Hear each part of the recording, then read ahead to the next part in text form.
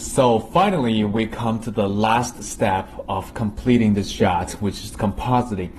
This compositing chapter, I will divide them into actually 3 small chapters. The first one is to how to reassemble all the separate passes we just rendered out in the previous course. And then I'm going to be talking a little bit about the Nuke 3D system, how to use the Nuke 3D system to replace the screen content. And lastly, I will talk about how to do the final touches, some post-processing to make the CG render more realistic. Let me just open up this final comp Nuke script for this shot. I actually thought about a lot how to talk about the compositing for this shot, but if I actually go through like the animation or lighting, go through from the start to finish, probably I wouldn't be able to finish the whole thing in this course. So instead, I'm going to walk you through every key sort of the keynote that I use in this compositing and how to put everything together. And I will actually spend more time on how to do the ring effect like I promised before. And as always, I have included this Nuke script file in the project package. So if you want, you can download the script and just to look through every note. This is the final render we got from the previous lesson. And this is the EXR image sequence, contains all the channel which is set up in the previous course. And this is the beauty pass we see right now. And the next step, we're gonna have to reconstruct this beauty pass using different, using actually this section, different passes to reconstruct this final beauty pass. This just gives us more ability to tweak each individual layer. And remember I talked about I did a light select. I did a light select for all the light. This section is the template I use to assemble all the different light select result. Here I saved all the layer information in one EXR, but if you are on a shared network, it is recommended to save different layer into different files so you don't get a bottleneck on the bandwidth.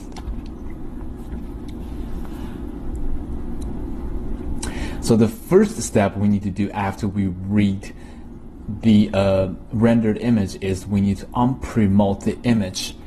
What does this mean? Because all the EXR image sequence comes in with the alpha channel already promoted, and if we want to shuffle out the actual content, in each layer, we need to unpromote this image first, so we get all the pixel information in each layer, and then we're gonna do the pre-mode with the alpha later on after we assembled everything.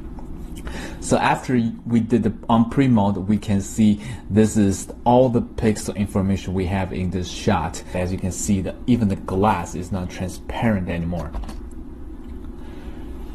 And after pre-mode, I would recommend that you can create a sort of like a template system like what I did here.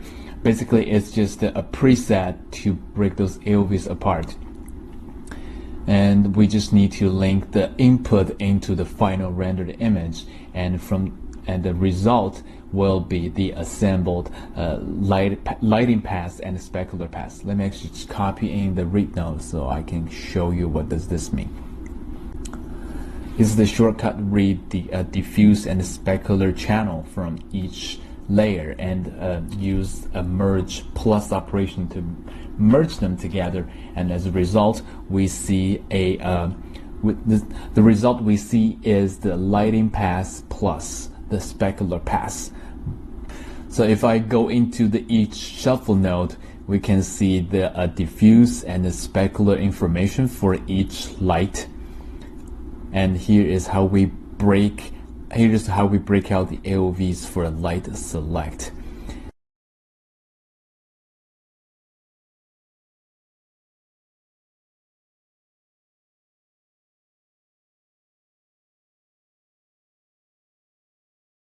And for example, if I want to turn off the key light, I can just disable this merge node, and we will be able to turn off the key light without going back to the render, without going back to the re-rendering.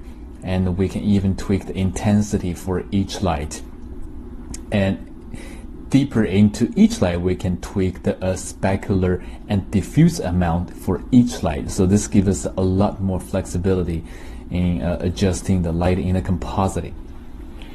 So, okay, first thing we need to do is we need to use a shuffle node to shuffle out the layers that has been saved in this EXR file. So using a shuffle node, we will be able to access each layer. So those red nodes are all shuffle nodes. And once we shuffle out the layer, it comes in with the alpha channel.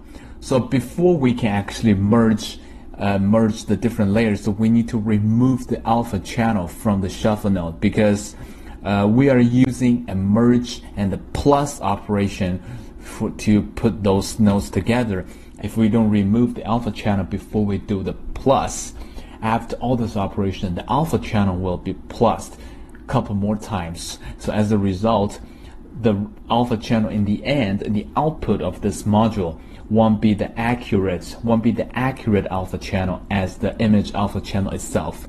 So what we do here is we shuffle out the layer content and we remove the alpha channel, do all the plus operation, and then we shuffle the alpha channel back into the mainstream. That's when we do the pre-melt. So by doing this, we can make sure the alpha channel is correct. So when we pre-melt it, all the edge pixels are kept intact. Here's the thing to keep in mind is that this light select only gives us extra ability to control the light after. But it is still very important to get the lighting right the first place in the 3D. Don't rely too much on the light select to make the shot right. This is just the extra step to give you some extra control.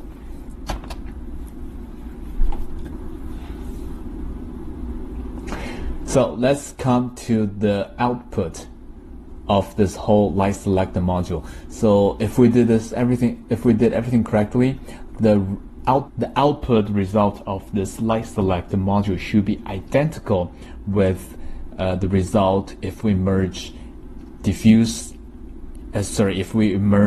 lighting and the specular channel together. Let's just do a comparison.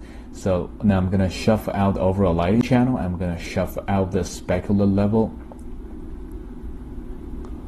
and we do a merge node, switch to a plus operation. Okay, and let's compare. So in theory, so now I'm shuffled between 1, 2, 1, 2, and it's identical, which means we did the light selector reassemble correctly.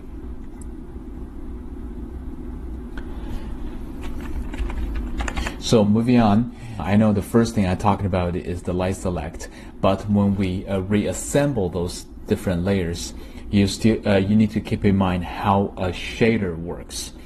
So basically, the first layer in the overall mainstream assemble should always be the GI. This is the base color of the GI, and remember to remove the alpha channel, and then after GI, we're just gonna plus our light select module result, which is the color and the highlight. And after this step, we're gonna add up the reflection. If you keep in mind how a 3D shader works, this is exactly the same sort of order to put those passes together. We need a base color, which is the GI. We need the actual color where the lighting and shadow information is the lighting, the specular. And the next step, we are going to do the self-illumination. But because I replaced the screen content here, I'm just going to jump into another file to talk about how to do that screen content, and we'll come back to the mainstream assembling later. Purchase genuine tutorial. Enjoy the question answering from course tutor in the long term. Join the exclusive Facebook group and learn from each other. Also, you can sign up with Yihu.com. Search for the course ID. Obtain the full learning courseware, project files. Follow us on Facebook. Get closer to become a master in CG field.